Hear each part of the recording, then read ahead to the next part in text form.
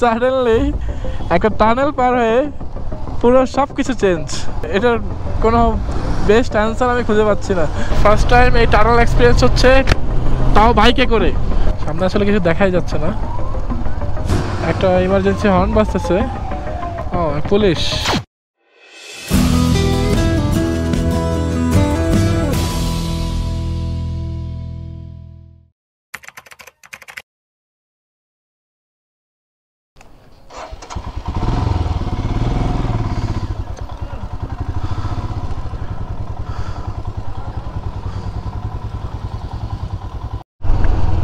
Petrol pump থেকে তেল নিয়ে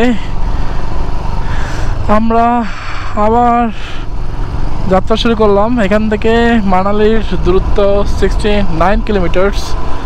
এটা আমরা গুগল ম্যাপে দেখলাম, যেটা যদিও I don't trust Google map, কারণ এক এক জায়গায় এক এক রকম। ওফ, সামনে কি সুন্দর একটা ভিউ, পুরা ঝর্ণার পানি নেমে আসতেছে। নাও 9 লিটার তেল ঢুকছে আমি আসলে আতঙ্কের মধ্যে ছিলাম। আমি আসলে জানতাম না যে রিজার্ভ ট্যাঙ্কিতে 4 লিটার তেল থাকে, আর 2 লিটার ছিল আমার হচ্ছে এমনিতে। তাহলে 6 লিটার তেল আছে আমার এখানে। 900 টাকার তেল ভরছে, তার মানে 9 লিটার তেল ভরছে। Total fuel tank capacity is 15। Oh my god, it's beautiful.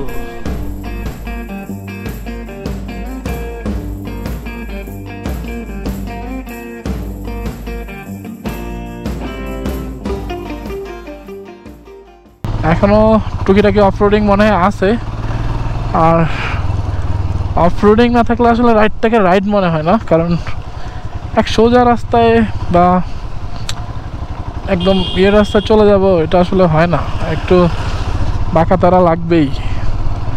নাও আমরা এখন কিলং থেকে বেরোয় গেলাম। কিলং হচ্ছে বাম দিকের যে রাস্তাটা, এই রাস্তাটা হচ্ছে কিলং, আর এই রোড দিয়ে সোজা যাবে হচ্ছে মানালির দিকে। যদিও এখন পর্যন্ত মানালিতে কত কিলোমিটার এটা এখনও আমরা কোনো সাইনবোর্ড দেখি নাই, সো দেখলে হয়তো বা আরেকটু ক্লিয়ার হবে যে আসলে মানালি কত কিলোমিটার।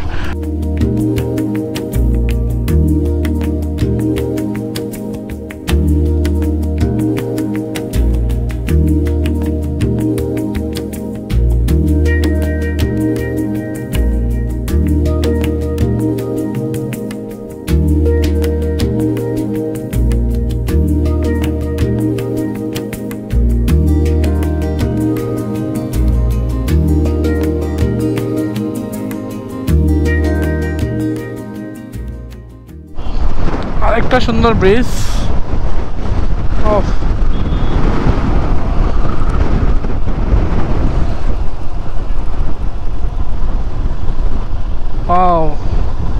বাতাস, পানি যাচ্ছে কত, পানির স্রোত কিরকম।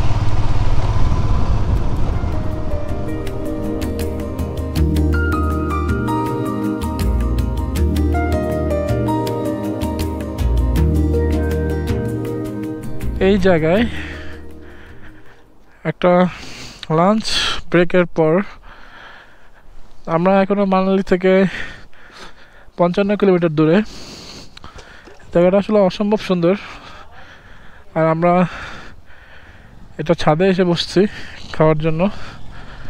দেন এখান থেকে নামতেছি।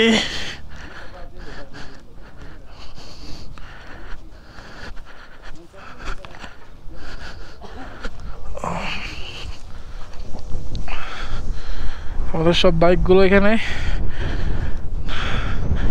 জায়গাটা পড়ছে শিশু নামের একটা জায়গার মধ্যে।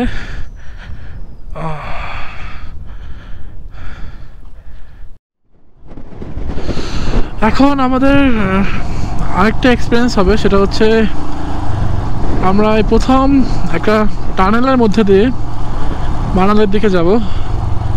আর টানেলটার নাম হচ্ছে অতুল টানেল। আর টানেলের সামনে এরকম সবাই দাঁড়িয়ে ছবি টবি তুলছে। আমরা টানেলে চলে যাচ্ছি। বিসমিল্লাহির রহমানির রহিম। এই হচ্ছে টানেল, অতুল টানেল। এটা একদম পাহাড়ের নিচ দিয়ে টানেলটা চলে গেছে। একদম এই পাহাড় থেকে ওই পাহাড় ক্রস একদম করে গেছে। ও আসলে ফার্স্ট টাইম এই টানেল এক্সপিরিয়েন্স হচ্ছে, তাও বাইকে করে, তাও আমি নিজে রাইড করতেছি। আল্লাহর কাছে শুকরিয়া অনেক।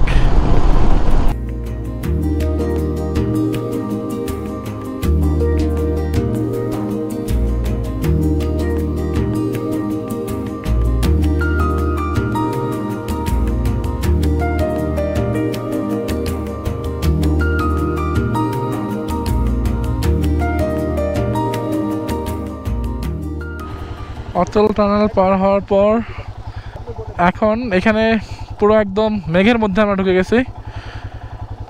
প্রচুর মেঘ, ঠান্ডাও আছে, একদম পুরো মেঘ দেখছো। চলো সামনে চলো। এতক্ষণ ছিলাম রোদ্রের মধ্যে, আর সাডেনলি একটা টানেল পার হয়ে পুরো সব কিছু চেঞ্জ। আসলে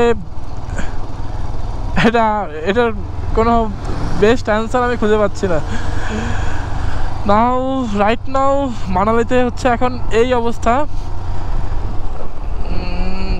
কুড়ি কুড়ি কুয়াশা পড়তেছে, প্লাস বৃষ্টি বৃষ্টি ভাব, শীতও লাগতেছে অনেক।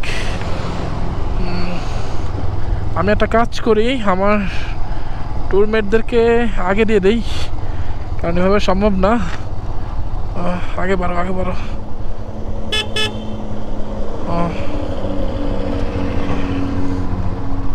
ওহ কি সুন্দর মানালি,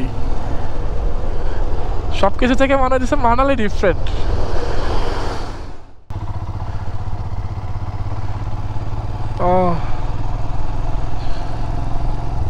পুরা মেঘ, চারদিকে মেঘ।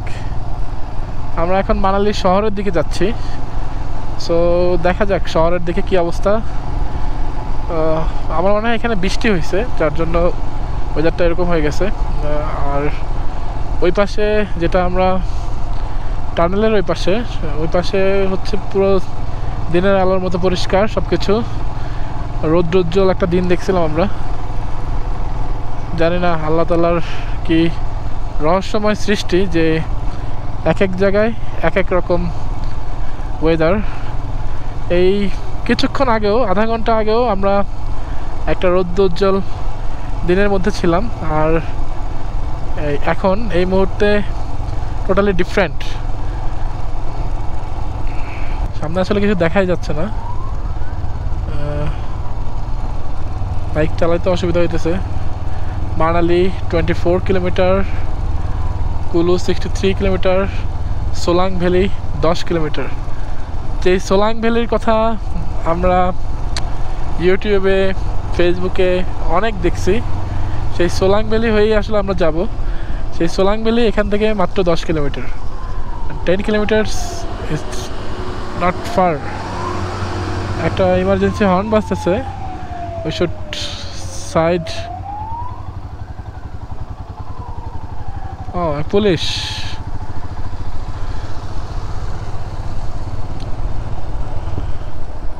যাই হোক, মানালির রাস্তা আমরা উপভোগ করি কতক্ষণ।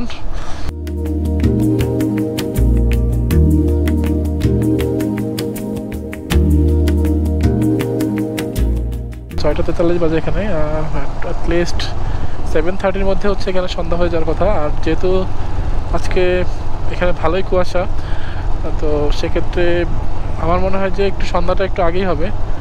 সো লাইটের ব্যবস্থা আছে, তো যত তাড়াতাড়ি সম্ভব যদি আমরা মানালি পৌঁছে যেতে পারি সেটাই ভালো হবে।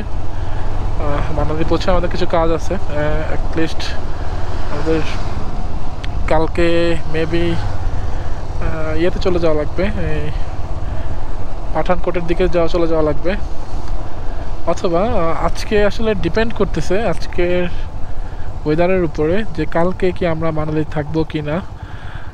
মানালি থাকলে হয়তো বা ভালো হতো, যে অ্যাটলিস্ট এই ট্রিপটা অনেক সুন্দর একটা ট্রিপ হয়ে যেত।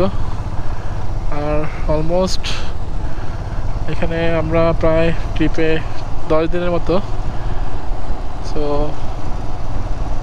আমাদের শরীরের উপরে একটা ধকল যাচ্ছে, মারাত্মক ধকল যাচ্ছে। তো সব কিছু মিলিয়ে ট্রিপটা আমরা চাচ্ছিলাম না শেষ করতে, বাট শেষ করার একটা বিষয় এসে দাঁড়ায় আছে, আবার বাংলাদেশে ব্যাক করাও একটা বিষয়। সো সব মিলিয়ে আমরা খুব শীঘ্রই হয়তোবা পাঠানকোট হয়ে আবার শ্রীনগর ঢুকবো। শ্রীনগরে পেহেলগামে একদিন থাকার ইচ্ছা আছে, দেন হচ্ছে আবার ঢাকার দিকে ব্যাক করব। ওয়াও, এই জায়গাটা আসলে সুন্দর। ওফ, পুরো মাথা নষ্ট হয়ে গেছে। মেঘগুলো একদম আসলেই আমাকে বলছিল যারা যে মানালির মতো সুন্দর, কাশ্মীরের মতো সুন্দর, আর লেসেরির মতো সুন্দরী। সো তিনটা জায়গার তিন রকম ডিফারেন্ট ভাইব কিন্তু আমরা অলরেডি পেয়ে গেছি। আর এখনকার যে ওয়েদারটা, এই ওয়েদারটা একদম ঠান্ডা, কুয়াশা, বৃষ্টি পড়তেছে, সব মিলিয়ে একদম সবুজ, কুয়াশাচ্ছন্ন, রাস্তা ভিজা, সব কিছু মিলে একদম পারফেক্ট ওয়েদার। আমাদের আসলে এই ট্যুরের সার্থকতা হচ্ছে মানালির এরকম সুন্দর ওয়েদার। এটা আমরা কখনো মানে আশাও করি না যে এরকম কিছু একটা হবে। আমরা ভাবছিলাম যে সব কিছু যেহেতু নর্মাল, রৌদ্র নর্মালি এরকমই হবে। ওমা, একই পুরো একদম কুয়াশা মেঘে সব কিছু ছেয়ে গেছে একদম। রাইট নাও বৃষ্টি হচ্ছে খুব বেশি, 50-40 স্পিডে যেতে বলা হচ্ছে বারবার, আমরা সেটাই মেনটেন করব। সোলাং ভ্যালি পার করে আমরা মানালির দিকে যাচ্ছি। সোলাং ভ্যালির যে প্যারাসেলিংটা, এটা এখন বন্ধ আছে আজকে, যেহেতু মানালির ওয়েদারটা এরকম আজকে। So different weather, different area, different vibe. এটা হলো সোলাংয়ে থাকার জন্য, যারা যদি সোলাংয়ে থাকতে চায়। কিন্তু আমরা তো সোলাংয়ে থাকবো না, আমরা মানালি শহরে চলে যাব।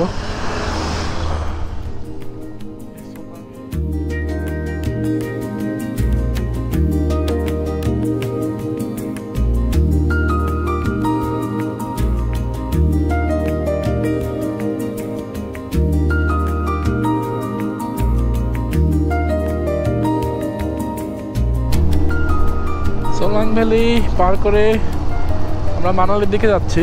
এখান থেকে মানালি 20 কিলোমিটার। অসম্ভব সুন্দর একটা জায়গা, অসম্ভব সুন্দর। আমরা তো একটা স্কুলে একটা স্কুল, আমরা ভাবছিলাম যে হোটেল, বাট যে দেখে যে স্কুল। তারপর এখানে যে জিজ্ঞেস করলাম যে ঠিকই, তারপর লেখা দেখলাম যে স্কুল। তারপর অন্যান্য গ্রুপমেটটাও চলে আসছে। এখন আমরা আর লেট করবো না, আর আজকের ভিডিওটা মেবি এই পর্যন্তই শেষ হয়ে যাবে, কেননা এরপরে আমরা হোটেলে উঠবো। আর আজকে রাত্রেটা আমরা এখানে স্টে করব।